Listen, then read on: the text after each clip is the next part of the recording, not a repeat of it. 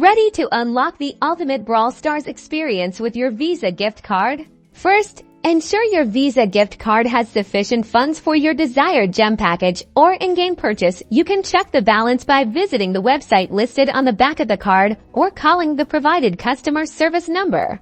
Next, you'll need to register your Visa gift card information to your Google Play account. Open the Google Play Store app on your Android device. Tap the menu icon. It's usually 3 horizontal lines in the top left corner. Then, select Payment Methods. Choose Add Credit or Debit Card now. Carefully enter all the required information from your Visa gift card, including the card number, expiration date, and CVV code found on the back of the card. Make sure the name and billing address match the information associated with the gift card.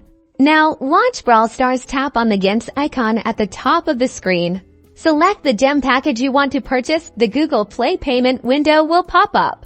Ensure your Visa gift card is selected as the payment method. If it's not, tap the drop-down menu and choose it from the list. Finally, tap the Buy button to complete your purchase. And that's it. You've successfully used your Visa gift card to get those sweet gifts. Now you can unlock new brawlers, upgrade your existing ones, and dominate the arena. Enjoy the game!